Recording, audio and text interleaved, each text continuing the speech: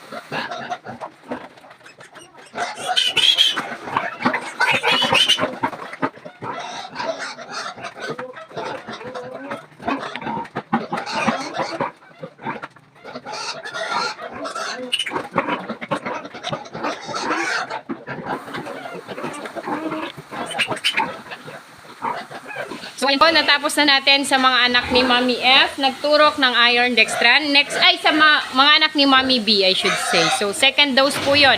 So first dose nung ikatatlong araw nila. And then second dose from 10 to 14 days old po nila. Okay? So Iron Dextran. Kailangan po nila yun para iwas anemia yung ating mga biik. Kasi kapag may anemia po sila, kulang sila sa dugo, ay maaari po silang maging bansot. Okay? So para maiwasan po ang bansot sa ating mga alaga, do hindi naman minsan naiiwasan, magtuturok po tayo ng Iron Dextran para sa kanila. Okay? So isusunod naman po natin yung mga anak ni Mommy F. Pero sila ay malalaki na, magagalaw na sila masyado. So kailangan natin ng assistance. So, ang ituturok naman po natin sa mga anak ni Mommy F ay itong multivitamins. Okay, Robi Comject po siya. So, 1 ml pa rin po kada ulo. At ito po ay ginagawa natin sa unang ika-10 araw nila. Simula nang sila ipinanganak, at the same time sa kapag po sila ay ika-21 days old onwards. Okay? So, itong multivitamins naman po ay binibigay natin para mas maging magana po silang kumain, mas malakas dumede, para mas mabilis silang lumaki. Ayan sila. So, kumakain na po sila. Ayan.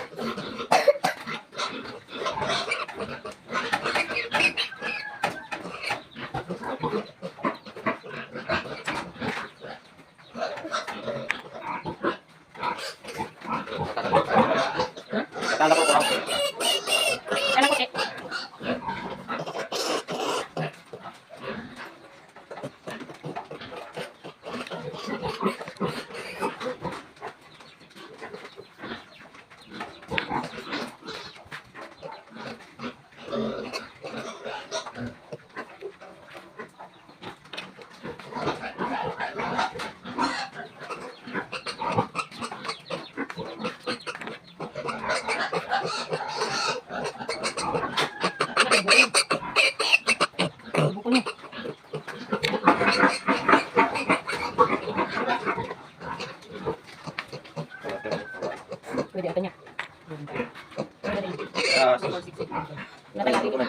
Ano bilang mo na?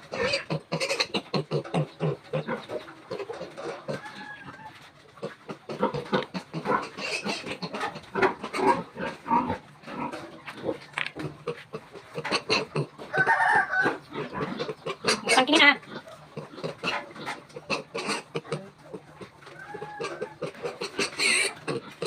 Wala.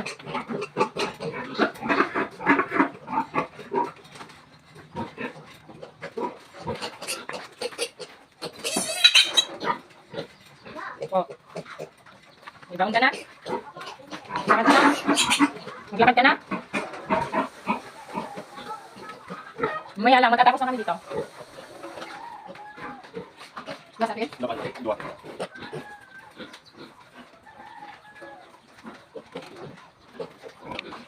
Tayo mo si daddy mo.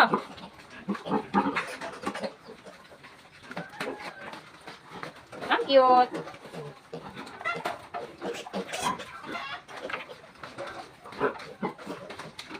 Tumatawag na yan.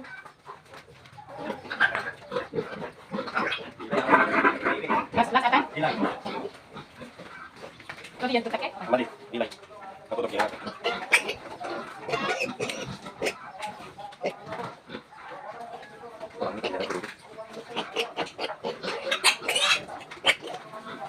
Last atan?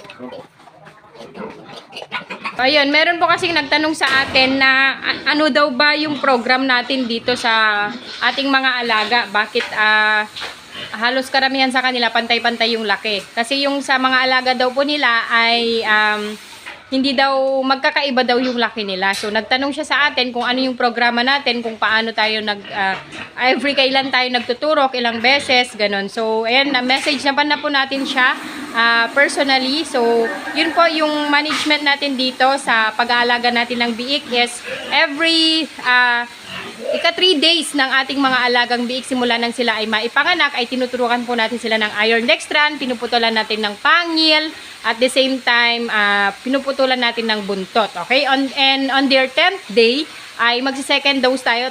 10th day hanggang ika 14 days. So kahit anong araw doon, ika 10th day nila, 11th day, 12th day or 14th day ay pwede po natin silang turukan ng iron dextran. Second dose po yun. So kapag nataon na sa ika 14 days tayo nagturok ng iron dextran para sa ika second dose nila, ay pwede po nating isabay na yung pagkakapon. Okay? So ang pagkakapon po kasi natin ika 14th day na nila. Okay? So pero sa atin po dito minsan hindi natin nasusunod yung mga araw na yun kasi minsan nag-exit tayo ika 16th day, 17th day, ganun. So based naman po sa experience natin ay wala naman pong epekto sa ating mga alagang biik as long as malinis po yung gamit natin na mga syringe, yung panghiwa dun sa itlog nila, at the same time ginagamot natin ng quick heal. Ni-spray natin ng quick heal nang sa ganun ay mabilis po humilom yung kanilang mga sugat. Okay? Tapos sa ika 21 day nila, simula nang sila ay maipanganak, ay tuturukan po natin sila ng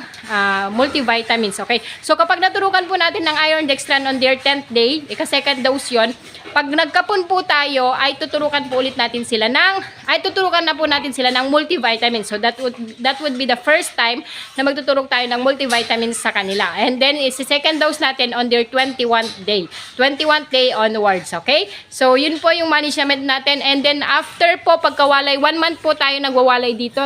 So pagkawalay po nila, 1 week after silang mawalay, ay tinuturukan naman po natin sila ng pamurga. Okay? So yun po yung management natin dito sa Bacanais Manihag Business. At yun po, again, ay base po sa experience natin, base po sa itinuro sa atin ng technician, at base po sa mga nababasa natin. Okay? Yun lamang po for this morning. Maraming salamat. God bless po.